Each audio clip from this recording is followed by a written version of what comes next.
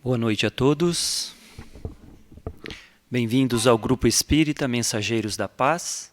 É com grande alegria que nos encontramos mais uma noite para refletirmos o Evangelho de Jesus à luz da doutrina espírita.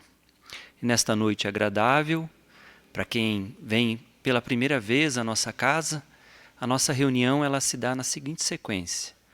Nós temos uma mensagem na abertura. Essa mensagem serve para que nos acalmemos, asserenemos o coração, acalmemos os pensamentos também e estejamos aqui de corpo e de alma, espírito presente realmente, para podermos absorver a mensagem e levar em nossa intimidade. Após a mensagem faremos uma prece de abertura, em seguida a exposição do Evangelho e ao final uma prece de encerramento e depois os passes. Então, para a mensagem da noite, do livro Vinha de Luz, pelo Espírito Emmanuel, através da psicografia de Francisco Cândido Xavier. É a mensagem número 52, com o título Avareza. E disse-lhes: acautelai-vos e guardai-vos da avareza, porque a vida de cada um não consiste na abundância das coisas que possui. Lucas 12:15. Fujamos à retenção de qualquer possibilidade, sem espírito de serviço. A avareza não consiste apenas em amealhar o dinheiro nos cofres da mesquinhez. As próprias águas benfeitoras da natureza, quando encarceradas sem preocupação de benefício, costumam formar zonas infecciosas. Quem vive à cata de compensações, englobando-as ao redor de si, não passa igualmente de avaro infeliz. Toda a avareza é centralização doentia, preparando metas de sofrimento. Não basta saber pedir, nem basta a habilidade e a eficiência em conquistar. É preciso adquirir no clima do Cristo, espalhando os benefícios da posse temporária, para que a própria existência não constitua obstáculo à paz e à alegria dos outros.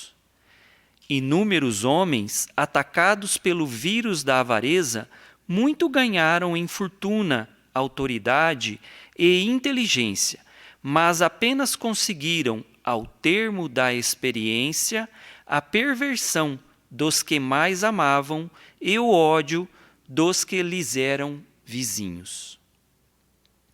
Amontoaram vantagens para a própria perda. Arruinaram-se, envenenando igualmente o que lhes partilharam as tarefas do mundo.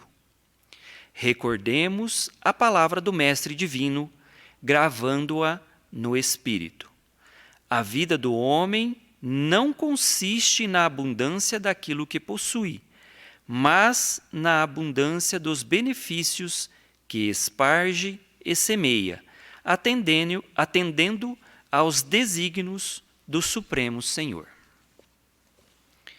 E com essa mensagem convidamos a todos para elevarmos os nossos pensamentos, para buscar em nossa intimidade a imagem de Jesus, sempre a nos convidar.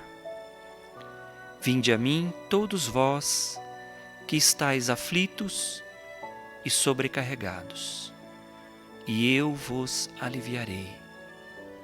Este é o convite do nosso irmão maior.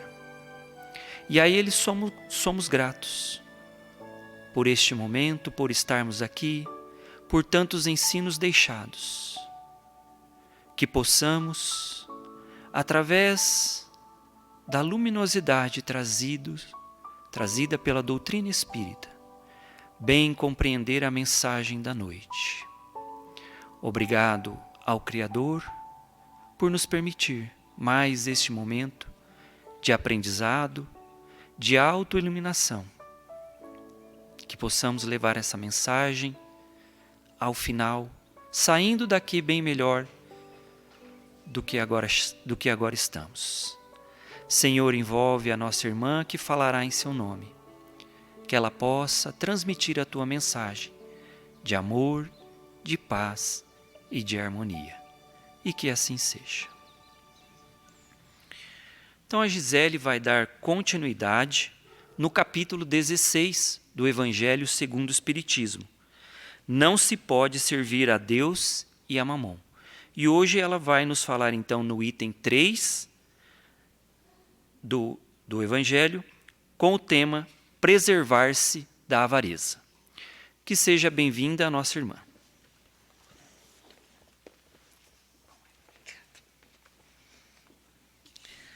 Boa noite a todos. Mais uma vez, sejam bem-vindos a essa casa que nos acolhe, nos ampara e ainda nos ensina sobre essa doutrina que nos ajuda a entender quem somos, por que sofremos e se torna muito esclarecedor. Então, eu sempre digo assim, a doutrina espírita, ela salvou minha vida. E espero que todos também congreguem de todo esse aprendizado que ela nos traz. Não é uma construção física, não são as pessoas, mas é o manter límpida a doutrina espírita codificada por Allan Kardec. E eu acho que a grande maioria dos nossos capítulos do Evangelho, elas começam com uma citação de Jesus. Uma parábola, uma citação de Jesus, e a partir daí os espíritos e Allan Kardec, através de toda a codificação que ele fez, eles vão trazer à luz da doutrina espírita aquilo que Jesus trazia. Então eu confesso que para mim isso se torna muito mais simples, porque eu era pequenininha, e eu acho que muitos passaram por isso. Eu fui criada na igreja, e às vezes eu escutava saduceu, fariseu, mas que é isso? E eu não entendia. E aqui assim eu consigo ficar as coisas muito claras para mim. Então eu espero que essa claridade também seja para todos. E, como o Rogério disse, nós estamos no capítulo 16, não se pode servir a Deus e a Mamon. Então isso é uma fala que está em Lucas, capítulo 16, versículo 13, só para a gente retomar um pouquinho o início do capítulo, em que Jesus diz assim: ninguém pode servir a dois senhores, ou odiará um e amará o outro, ou se prenderá a um e desprezará o outro. Não podeis servir simultaneamente a Deus e a Mamon. Mamon, ele representa dinheiro. Dinheiro, poder, riqueza, tudo aquilo que nos chama a atenção para que é material. Material, é temporal, ele vai passar. Então, isso é mamon, é o amar aquilo que vem da matéria, amar o dinheiro e, às vezes, a gente ser escravos dele. E quando ele diz servir a Deus e servir a Mamon, o que é servir a Deus? Servir a Deus é cumprir as nossas obrigações. Uma pessoa ela pode passar a sua vida inteira sem colocar o pé dentro de uma instituição religiosa e mesmo assim ela servir a Deus. Porque ela é cumpridora dos seus deveres, ela é cumpridora dos seus papéis, tanto como pessoa, quanto familiar, quanto na comunidade. Então ela preza por isso. É uma pessoa que procura ter retidão em todos os sentidos, ter as virtudes em todos os lugares, porque se nós somos virtuosos no trabalho, mas não somos em casa, significa que nós não somos virtuosos ainda. Porque a virtude, a partir do momento que nós a conquistamos, nós não a perdemos mais. Então, nós seremos virtuosos em todos os lugares que nós estivermos. Então, servir a Deus é isso. É transformar essas sementes que Ele nos deu, potencializá-las para que se tornem boas virtudes, bons atos, boas coisas, que nós nos tornemos realmente pessoas de bem, homens e mulheres de bem. Então, isso é servir a Deus. Quem serve a Deus não tem bens materiais? Claro que tem. Nós estamos num mundo material. Nós não somos do mundo, porque nós somos espíritos vivendo na matéria.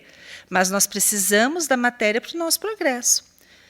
O grande chamado aqui é o que eu faço com essa matéria, como eu lido com a matéria.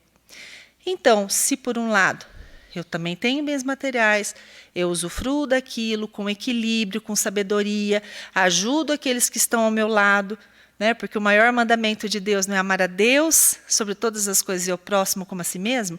Eu não consigo ter bens materiais só para mim, amando a Deus. Porque se eu não chego ao próximo, então eu não amo a Deus. Então, se nós ficarmos nesse mandamento, apenas nesse mandamento, nós seremos seres humanos, com certeza maravilhosos. Servir a Mamon é fazer com que o dinheiro seja o primeiro ponto da minha vida. Tudo é o dinheiro. Então, eu preciso acumular, eu preciso ter.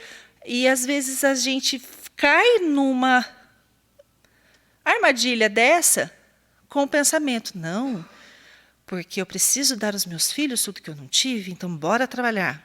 Porque quando eu for embora, eu preciso deixar tudo para os meus filhos. E aí nós vamos entrando numa espiral muito perigosa, onde o dinheiro passa a nos reger. E talvez, será que no fundo seria isso mesmo?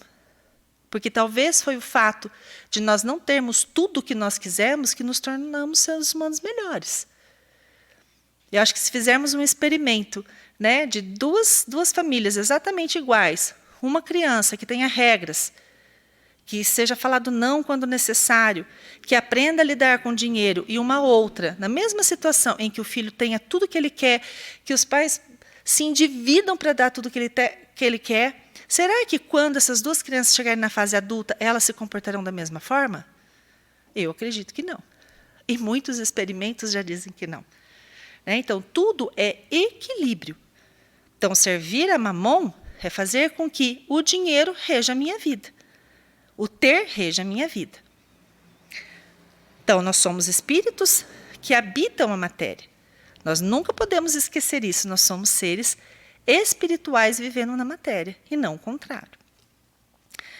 Chico Xavier, para quem não conhece, foi, acho que, o espírita mais conhecido do Brasil, né? Inclusive até a sociedade brasileira o reconhece como essa pessoa extremamente caridosa. Acho que ele ganhou um prêmio, né, no SBT de a maior personalidade do século, né? E então é uma pessoa que ele vai além da doutrina espírita pelos seus exemplos, por aquilo que ele realmente foi. E ele dizia assim: eu conheço pessoas que são tão pobres, tão pobres, tão pobres, coitadinhas, que elas só têm o dinheiro. Né? E junto com isso tem uma história que é real, que aconteceu com Chico, entre tantas enormes que nos serve de lição. Isso está no Momento Espírita e chama-se História da Visita ao Chico, em que um rapaz o procura e fala assim: Chico, por favor, pergunta ao Emmanuel. Quem é Emmanuel? A gente sempre fala Emmanuel. Emmanuel foi o mentor espiritual de Chico. Uns nós chamamos de anjo da guarda, outros chamam, né, anjo protetor. Na realidade, é aquele ser que está no plano espiritual que nos ajuda. Então, cada um tem um mentor ou um anjo da guarda. E Chico tinha o Emmanuel como seu mentor, que orientava aquilo que ele precisava escrever, como ele precisava se conduzir. Aquele que, ao encontrar com ele, disse que ele precisava de 3 requisitos para fazer a missão que ele precisava, que era disciplina, disciplina e disciplina. Então, é esse serzinho, o Emmanuel, da disciplina. E essa pessoa chega para Chico e fala assim: Chico, pergunta para Emmanuel, o seu mentor, o que eu preciso fazer. Falta alegria na minha vida. Eu tenho uma família bem estruturada, eu tenho um emprego que me dá bons rendimentos, eu tenho uma casa extremamente confortável. E detalhe, ele era médium, ele trabalhava na reunião mediúnica da Casa Espírita. Então, ele era um trabalhador espírita. E, mesmo assim, ele tinha um vazio existencial, uma tristeza na vida dele. Então, ele pergunta e queria saber a resposta de Emmanuel. E aí, Emmanuel diz assim para Chico: fala a ele, Chico, que o que lhe falta é a alegria dos outros. Ele vive sufocado com muitas coisas materiais. É necessário repartir, distribuir para o próximo. A alegria de repartir com os outros tem um poder superior, que proporciona alegria de volta àquele que a distribui. E aí então Chico diz: é isto que está lhe fazendo falta, meu filho, a alegria dos outros. Eu não sei se todos já tiveram a oportunidade de fazer algo para alguém, sem ninguém ver. Que ninguém soubesse, que só você sabe e que foi uma sensação extraordinária. Quando o outro se alegrou com aquilo que nós fizemos. Eu acho que essa não é uma sensação, é uma felicidade real. Ela é diferente, né? As mulheres vão me entender, né? De comprar um sapato novo, de comprar uma roupa nova. Ela é totalmente diferente disso. É uma felicidade, é uma alegria que ela perpetua no nosso espírito. Nós continuamos alegres com essa sensação de servir. Então, talvez, se nós estivermos muito preocupados, muito tristes, né? Puxa, eu tenho tudo. Talvez nos falte a alegria dos outros. Então, eu acho que é uma lição que a gente pode levar para o nosso dia a dia. Será que eu estou proporcionando alegria nos outros? E aí, o Evangelho de hoje, é um título, é uma pequena mensagem. Aliás, não é nem uma mensagem, é um dizer de Cristo que está em Lucas. Ele vai falar para a gente para preservar-se da avareza. Mas o que vem ser avareza? Então, a avareza é o apego excessivo ao dinheiro e aos bens materiais, acompanhado da dificuldade ou da recusa em compartilhar, ajudar ou usar esses recursos de forma equilibrada, mesmo quando há necessidade. Em outras palavras, o avarento coloca a riqueza acima das pessoas e do bem, vivendo com medo de perder o que possui e acumulando bens sem um propósito maior.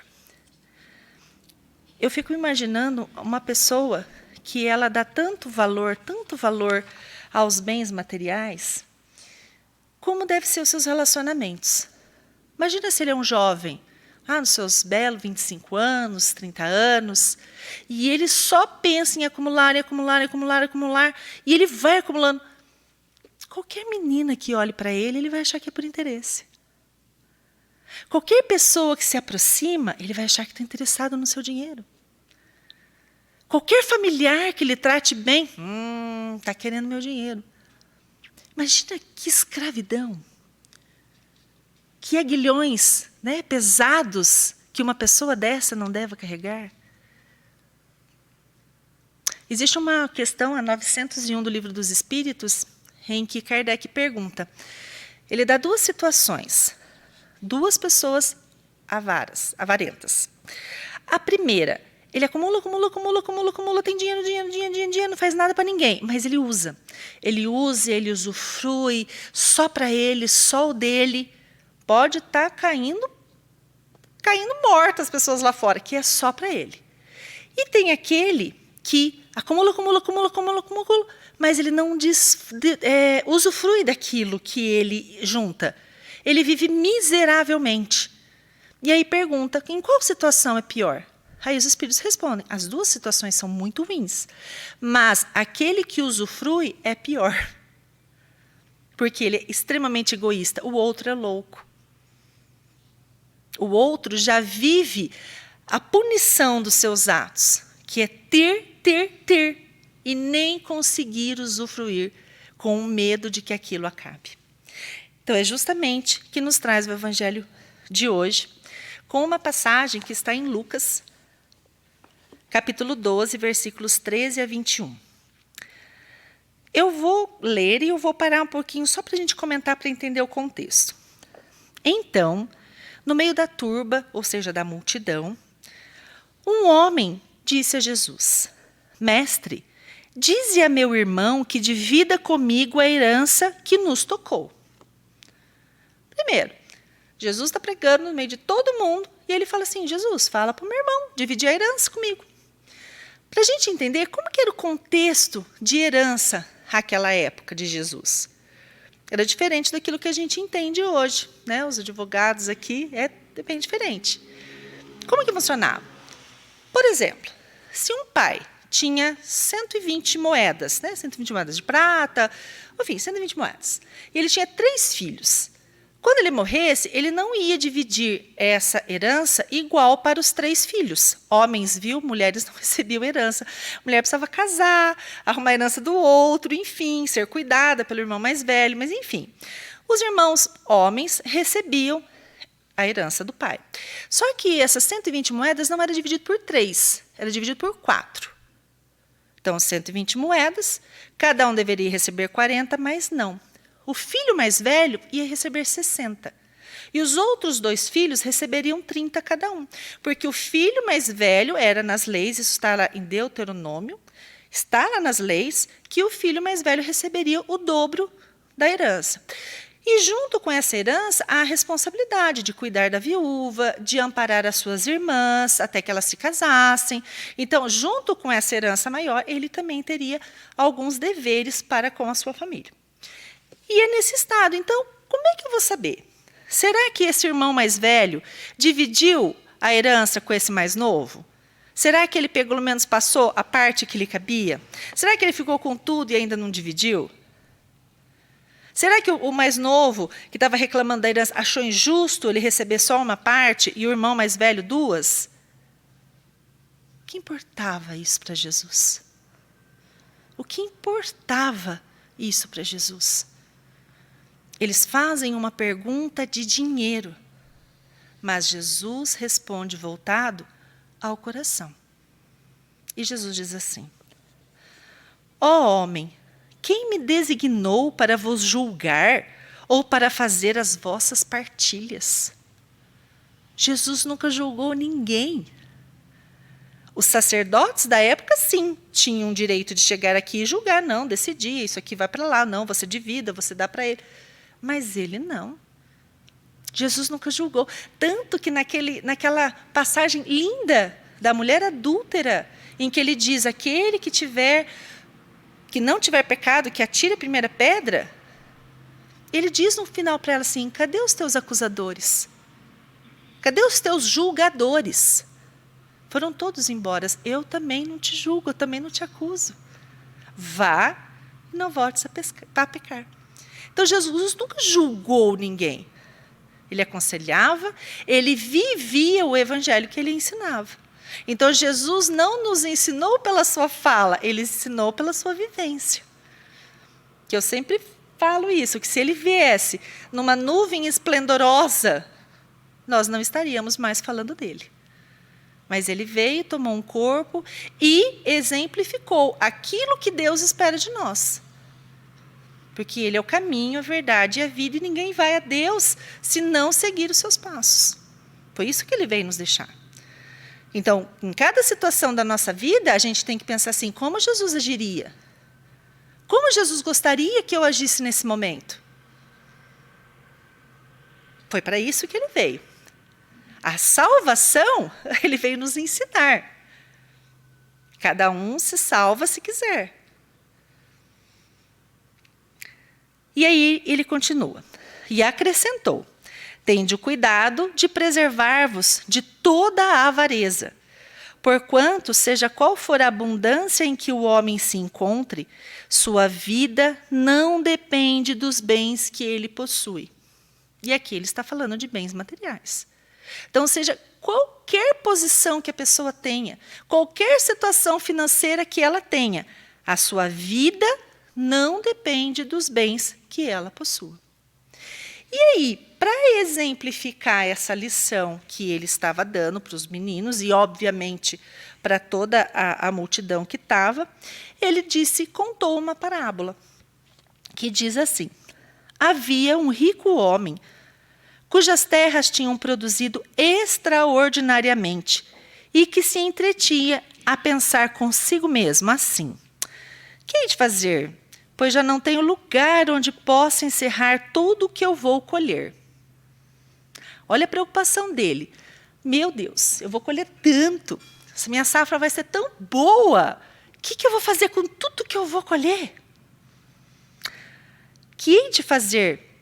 Pois já não tenho lugar onde possa encerrar tudo o que vou colher.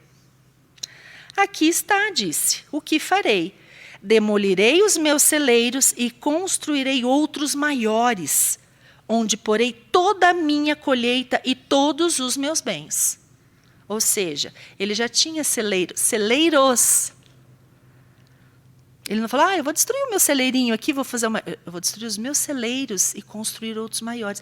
Ou seja, ele já tinha o necessário. Ele já tinha o que excedia o necessário para ele. E mesmo assim, a preocupação dele era como ele ia acumular mais bens. E direi à minha alma, tens de reserva muitos bens para longos anos. Repousa, come, bebe, goza. Ou seja, usufrua de todos esses benefícios. Mas Deus, ao mesmo tempo, disse ao homem: que insensato és! Esta noite mesmo tomar-te-ão a alma, para que servirá o que acumulaste? Ou seja, naquela mesma noite ele ia para onde? Para o plano espiritual, aonde não tinha celeiros, aonde não tinha colheita, aonde ele ia levar o quê? Apenas o que cabia na sua malinha espiritual. Por falar nisso, todo mundo já está preparando a malinha espiritual para a nossa viagem, porque todos nós faremos ela. É o que acontece àquele que acumula tesouros para si próprio e que não é rico diante de Deus. Ou seja, como que uma pessoa como esse da parábola chegaria no plano espiritual? Que bens ele levaria? Se ele só estava pensando em acumular para si. E nós sabemos que, à época de Jesus, as pessoas eram famintas. Nós não temos a história de Lázaro, que vivia na porta de uma pessoa rica e comia o quê? Esperava cair as migalhas. Sabe o que é migalhas? É aquilo quando a gente pega um pãozinho na padaria, ou um salgado, come e cai cisquinho. É daquilo que ele vivia. Nunca foi saciado a sua fome. Nunca foi olhado nos olhos, perguntado qual a sua necessidade. Mas a pessoa acumulava cada vez mais. E aí, a pergunta que não quer calar. O que nos pertence? O que realmente é nosso? De tudo que nós temos hoje, o que nós vamos levar? Se nós pensarmos nisso, nem o nosso corpo de matéria, aqui, o nosso corpo material, é nosso. Ele é um instrumento para o nosso progresso, mas ele não é nosso. Ele é um empréstimo de Deus. E aí, eu precisei me adiantar um pouquinho, fui lá no item 9 do Evangelho. Então, quem for falar no item 9, ele vai repetir, mas é bom repetir isso aqui, porque a gente precisa guardar muito, para a gente preparar a nossa malinha espiritual. E tem uma mensagem nesse mesmo capítulo de Pascal. E ele vai dizer assim: o homem só possui em plena propriedade aquilo que lhe é dado levar deste mundo. Aí a gente já começa a pensar. Lembra aquela história do pai e da mãe? Ó, o caixão não tem gaveta? Gente, realmente não tem. E se tiver, vai estragar, porque não vai. Do que encontra ao chegar e deixa ao partir, goza ele enquanto aqui permanece. Ou seja, desde a primeira fraldinha que a gente recebe, a chupetinha que a gente recebe, até a última roupinha que nós usamos quando a gente parte, tudo fica aqui, tudo. Forçado, porém, que é abandonar tudo isso, não tem das suas riquezas a posse real, mas simplesmente o usufruto. O que é o usufruto? Usufruto é você usar algo que não lhe pertence. Né? Acho que tem muito isso no direito. Por exemplo, às vezes os pais em vida doam seus bens para os filhos, mas com uma condição de usufruto. Ou seja, eles não podem vender porque de direito, aliás, passa a ser... Os filhos têm a condição de ter o bem, mas pertence aos pais. Então, eles não podem vender se o pai não permitir. Creio que seja mais ou menos isso, né, Tânia, que é advogada aqui. Então, usufruto é o direito de usar e aproveitar algo que pertence a outra pessoa sem você ser dono. Que então que ele possui? E aí ele vai responder o que é que a gente possui. Nada do que é de uso do corpo. Tudo que é de uso da alma. A inteligência, os conhecimentos, as qualidades morais. Isso o que ele traz e leva consigo. O que ninguém lhe pode arrebatar. o que lhe será de muito mais utilidade no outro mundo do que neste. Depende dele ser mais rico ao partir do que ao chegar, visto como, do que tiver adquirido em bem, resultará a sua posição futura. Pascal, Genebra, 1860. Ou seja, nós chegamos a esse mundo com uma bagagem, nós já temos uma bagagem espiritual, nós temos outras vivências. Quantos aprendizados nós não tivemos, quantos amores nós não fizemos, quantos desafetos também. Isso é nossa bagagem. E nós chegamos aqui, às vezes, com esse desafeto, morando na nossa casa. Será que eu vou querer continuar com essa bagagem pesada quando eu retornar para o plano espiritual?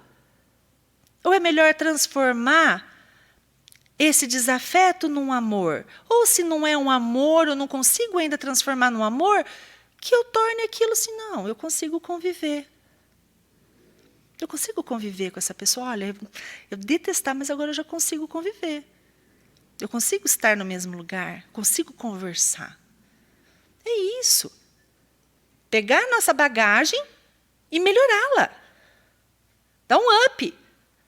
Para que a gente saia dessa vida ainda melhor. Nós temos todo o direito de estacionar. Nós não retrogradamos. Os espíritos nos garantem isso. Nós não regredimos. Né? Então, alguns conceitos religiosos que acreditam que a alma volta para o animal, na doutrina espírita, isso é inconcebível. Porque voltar para um animal seria retroceder a alma. Então, nós podemos estar estacionados, mas nunca retrogradar. E o melhor é que a gente progrida, que a gente fique cada vez melhor. E a prece é nossa. A prece é nossa. Que alegria seria, daqui a algumas existências, a gente poder encontrar o governador desse planeta, olhar nos seus olhos e dizer: Senhor, olha onde eu cheguei. Eis-me aqui, Senhor. Eis-me aqui. Hoje eu te amo de todo o meu coração, de todo o meu entendimento e a Deus. A prece é nossa. Eu fico imaginando o que seria cruzar os olhos com os olhos do Cristo. Como seria? E o que a gente pode levar desse mundo? O amor que nós aprendemos a oferecer e o amor que a gente também recebe. É nosso. Ninguém tira. Ninguém tira de mim as lembranças dos meus pais me beijando, me educando, me dizendo não, quando sempre foi necessário. Ninguém me tira as palavras de entusiasmo, de força que os meus amigos falam comigo, o meu esposo, os meus filhos. Ninguém, isso é minha bagagem. Isso está comigo, eu levo para onde eu quiser. Ninguém me tira o sorriso do outro. Quando a gente tem a capacidade de doar algo para o outro, para que ele sorria, ninguém me tira. Isso faz parte da minha bagagem espiritual. Tanto é que essa história já foi contada aqui inúmeras vezes, porque ela é maravilhosa, que quando Bezerra de Menezes chegou no plano espiritual, e ele acorda, ele estava adormecido, ele acorda, e ele escuta um barulho enorme na janela. E ele fala assim: mas irmão, o que seria todo esse barulho? Vem ver, Bezerra. E ele olha para fora e vê uma multidão de pessoas. Mas eu não conheço, eu não sei nem quem são. Ali estão todas as pessoas que você ajudou. Todos os espíritos que você orientou nas reuniões mediúnicas. Todas as pessoas que você deu do seu dinheiro para que comprasse os medicamentos que elas não podiam comprar. E uma multidão. Quando um dialogador, numa reunião mediúnica, ele fala com um espírito, ele está falando com vários. Porque vários espíritos com a mesma problemática é trazido nas reuniões. Quantas reuniões ele não participou? Quantos consolos, quantos esclarecimentos esse homem não fez? Isso foi a bagagem espiritual dele. A ponto dele chegar e ganhar um upgrade por um planeta bem melhor do que o nosso. E ele falou: não, enquanto tiver um irmão meu aqui, que ainda sofra, é aqui que eu estarei. Olha a grandiosidade desse espírito. Mas o que dá ibope? O que dá notícia? Só coisa ruim. Quantas coisas maravilhosas são feitas na nossa cidade? mas não dá notícia. Porque a gente se apega àquilo que é ruim. Estava conversando com meu esposo essa semana, né? O mal, ele é extremamente ousado, ele é exibido, ele é marqueteiro. E a gente é quietinho. Aquele que faz o bem é quieto. Porque a gente aprendeu que você não pode mostrar para outra mão o que uma mão faz. Mas quantas coisas maravilhosas são feitas? Quantas coisas maravilhosas existem na internet? Mas às vezes a gente passa uma tarde inteira preso em vídeos que não nos trazem nada. Nenhum conteúdo, nenhuma informação, nenhum esclarecimento. E aí a gente chega no final da nossa vida, ai Senhor, queria só mais um dia para eu poder me desculpar, pedir perdão ou terminar alguma coisa aqui. Aí a gente vai receber a conta das horas que a gente perdeu. Assistindo coisa que não devia, falando mal de quem poderia, vendo vídeo que não nos interessa. Quanto tempo da vida a gente... Gente, eu estou falando isso para mim, tá? Porque eu estou falando, está vindo na minha cabeça um monte de coisas que eu perco tempo fazendo. Inúteis, inúteis. Eu também vou levar para minha bagagem, porque vai faltar tempo para fazer outras coisas melhores. Jesus resumiu esses ensinamentos ao dizer: ajuntai para vós tesouros no céu, onde nem a traça, nem a ferrugem consome, e onde os ladrões não arrombam, nem roubam. Mateus, capítulo 6, versículo 20. Eu acho que ninguém vai admitir, mas quem tiver a minha idade, um pouco mais, vai lembrar de uma novela, que a gente assistia muita novela, e que tinha um personagem chamado Nonô Correia. Ó, quem deu risadinha já entregou a idade. Nonô Correia era um personagem muito interessante, que foi aquele ator Ari Fontoura que fez. E ele era um homem riquíssimo, riquíssimo. Mas ele deixava a família dele à penúria. A filha andava mal vestida, ele andava mal vestido, ele economizava no papel higiênico, ele tinha um cadeado na geladeira, e por aí vai. E aí a gente vê isso e acha assim, nossa, mas que criatividade desse autor de novela. Não é criatividade, porque isso existe. Isso é comum. E na Revista Espírita, de 1859, outubro, na parte que fala palestras familiares de além-túmulo, houve uma evocação. É o quê? Olha, vamos chamar esse espírito aqui. Então, eles conheciam uma pessoa que era conhecido por Pai Crepin. Pai Crepin. Ele era chamado de Pai Crepin, morava em Lyon, e ele era chamado de multimilionário na revista. Diz que ele tinha 9 casas, isso aconteceu, não é uma história, isso realmente aconteceu, era uma pessoa que morava em Lyon. E ele tinha muito dinheiro, ele tinha 9 casas e muito dinheiro, mas muito dinheiro mesmo. Mas ele morava numa casa extremamente pequena e ele fez um cômodo embaixo da escada. Ele vivia na penúria.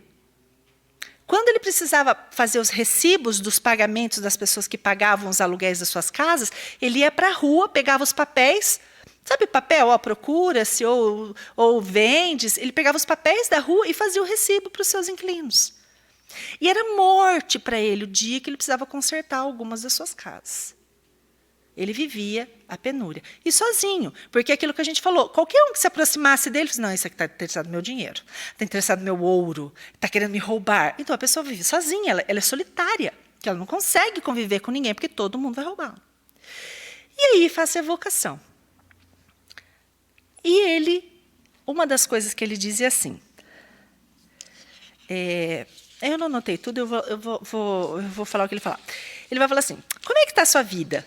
Mais ou menos, né? Não vou usar as palavras. Eu sofro muito, porque eu não posso contar o meu ouro, eu não posso pegar no meu dinheiro, eu não posso estar com as minhas coisas, eu sofro muito. E aí, no decorrer da conversa, ele vai caindo em si, de tudo que foi a vida dele, da miséria moral que ele se encontra naquele momento. É uma conversa longa, está na Revista Espírita aqui. A gente tem um aplicativo que chama Kardecpedia, né? Kardecpedia. Ele tem todas as obras espíritas lá, gratuitamente, que a gente pode baixar, pode ler, tudo autorizado, e a gente tem o direito de fazer isso. Então, quem quiser, está na Revista Espírita, outubro de 1859. É muito interessante essa história. E ele fala, eu quero pegar. Mas aí tem um momento em que perguntam assim para ele, Questionado se tinha compaixão pelos pobres quando estava encarnado, respondeu friamente: por que eles não tinham dinheiro? Pior para eles. Ou seja, olha, avarento e arrogante, né?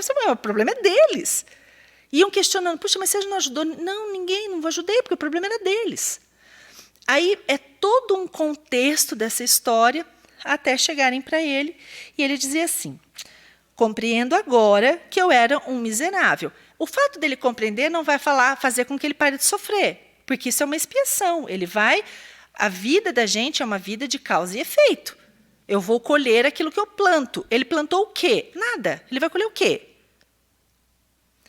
Compreendo agora que eu era um miserável. Entretanto, meu coração ainda é muito terreno, e ainda experimento certo prazer em ver o meu ouro, mas não posso apalpá-lo. E isso é o começo de uma punição na vida em que estou. Aí, lá para o final da conversa, essa conversa é bem longa, perguntam assim para ele: qual a consequência da sua vida terrena? Inútil para os meus semelhantes, inútil diante da eternidade, mas infeliz para mim perante Deus. Ou seja, como é que estava a bagagem espiritual dele? Vazia. E sabe qual é o problema? Se fala lá que ele pediu. Ele era um pastor, pobre, mas feliz. E ele falou assim: nossa, eu já fui pobre, fui feliz, fui pastor, agora eu quero ser rico. E os espíritos recomendaram: não, essa prova ainda não está solta. Não, porque eu quero, porque eu quero, porque eu quero. A gente também é respeitado no nosso livre-arbítrio. Mas ele faliu. E se tornou uma pessoa extremamente avarenta, um Nonô Correia do plano espiritual. Então, histórias como o Nonô Correia existem. E às vezes estão mais perto da gente do que a gente imagina. Mas, será que a gente só tem avareza material?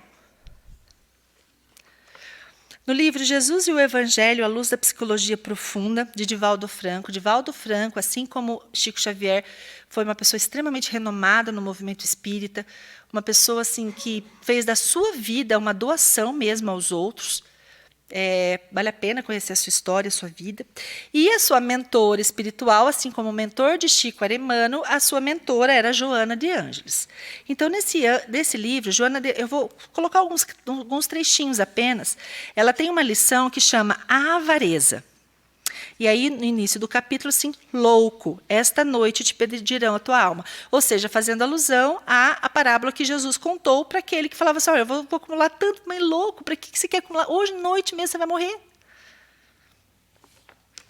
Diante do cosmos, gente, isso é uma verdade, né? Igual aquelas frases de para-choque: eu sou filho do dono do mundo. É isso, mas a gente se contenta com porcaria. Diante do cosmos abundante e generoso, com infinitas possibilidades de progresso e de engrandecimento de valores, somente o ser humano se expressa com mesquinhez e avareza, preocupado com a posse efêmera que lhe pareceria garantir a perenidade da vida e a segurança existencial. A gente tem tudo, a gente tem um planeta lindo, nós temos condições de tudo e nós nos comportamos piores do que os animais. Os animais não fazem isso que a gente faz. Acumular, acumular, acumular. E aí, ela coloca aquela parte em que vão perguntar para Jesus: olha, me ajuda aqui, fala para o meu irmão dividir. E ela comenta: Jesus jamais veio para julgar e condenar, dividir e justificar. Por isso que ele não falou nada para eles. Dessa forma, ele não era juiz, não impunha a lei, vivia e sofria, ensinando submissão aos códigos, mesmo quando injustos, com o objetivo de estimular cada ser a ascender os patamares superiores do pensamento e da consciência, libertando-se de qualquer retenção no egoísmo ou na inferioridade competitiva existente nos escalões inferiores da transitoriedade carnal. Ele vivia os seus ensinamentos e permitia que as consequências das leis vigentes na época caísse sobre ele, tanto que ele permitiu ser crucificado. Na Boa Nova, verdadeiramente ricos não são os possuidores de coisas e volumes da ambição, mas aqueles que se fizeram pobres do espírito da avareza, de paixões inferiores, de angústias, enriquecendo-se no reino dos céus, que se inicia na terra com os dons da renúncia, da abnegação, do amor que se engrandece até a postura da caridade. E aí é uma lição muito bonita. E aí lá para o final ela vai falar assim: mais importantes, porém, do que esses bens amoedados e acumulados em arcas ou bancos, são aqueles de ordem emocional e espiritual, moral e social. A inteligência que sabe administrar a existência corporal, a memória que se encarrega de arquivar as experiências, ou seja, aquela pessoa que não vive. Fulano falou mal dela lá na escola, na 5ª série até hoje. Nossa, tomara que aquela pessoa esteja ruim, tomara que ela não vá para frente. Se eu ver essa pessoa, nossa, eu vou. Ou seja, ela fica vivendo, carregando, arquivando experiências ruins. Ele está pedindo para que a gente carregue experiências boas. Tendências para o bem, o bom, o belo, o eterno, os sentimentos do dever defluentes da consciência que atua em consonância com as soberanas leis da vida. São esses tesouros, sem dúvida, mais preciosos do que os materiais, que podem transformá-los em valiosos empreendimentos salvadores de vidas, como a instrução e a educação. Na pobreza ou na riqueza, o ser adquire experiências valiosas que lhe deve constituir patrimônio de crescimento no rumo do infinito, nessa marcha inexorável pela busca de Deus, ampliando a capacidade de servir e de amar, porquanto, de um para outro momento, pode soar-lhe uma voz que dirá: louco, esta noite te pedirão a tua alma, e o que tens preparado? Para quem será? Então, o convite desse evangelho é esse. Será que nós somos loucos de acumular tantas coisas, se amanhã a gente pode voltar para o plano espiritual? Daqui uma semana, daqui um mês. Nós não vamos resolver a vida dos nossos filhos. E outra, nós vemos pais com fortunas imensas em que os filhos perdem pouco tempo. Por quê? Porque talvez na programação espiritual daqueles filhos não estivesse a fortuna que era dos pais. O compromisso era dos pais, não era dos filhos. O que realmente eu vou levar? Eu lembro que eu era pequenininha e às vezes a gente conseguia ir para o litoral no final do ano. Então eu entrava de férias, eu tinha uma malinha desse tamanho, ela era laranjada, que eu colocava embaixo da minha cama. E aí eu colocando as roupas que eu viajava, mas eu tinha muito pouca roupa. Então eu precisava tirar da mala, usar, minha mãe lavar e eu voltava para a mala. Isso durava às vezes 30 dias, eu fazendo essa mala. E aí eu tinha tanta ansiedade de fazer a minha mala para ir para a praia, mas será que eu tenho a mesma ansiedade de fazer a minha mala para ir para o plano espiritual? De escolher o que eu quero colocar nela? De escolher com todo o amor aquilo que vai? É isso. Se nós fôssemos embora amanhã, essa noite, loucos, se essa noite nós fôssemos embora, será que a gente deixou de abraçar alguém? Será que a gente deixou de dizer para alguém: olha, como eu amo você? Como você fez diferença na minha vida? Como você é importante para mim? São Francisco vivia como se fosse todo dia o último dia da vida dele. Tanto que um dia ele estava capinando grama e um servo, um dos seus colaboradores, lhe perguntou: pai, chamava de pai Francisco, pai, se você morresse amanhã, morresse daqui a pouco, o que você faria? Eu continuaria capinando o meu jardim. Então, que Deus nos abençoe e que a gente consiga distinguir aquilo que realmente é necessário para a nossa felicidade e nossa vida. Uma ótima noite a todos.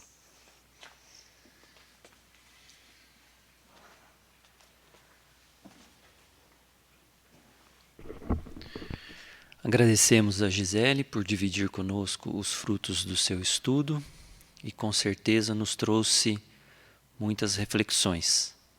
Então, que possamos levar em nossa intimidade a mensagem da noite, cuidando das nossas posses e principalmente do que fazemos com ela.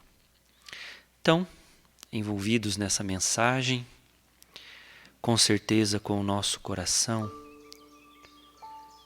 agradecido por termos esse tesouro que é a doutrina espírita, doutrina jovem, mas doutrina que nos ilumina intimamente.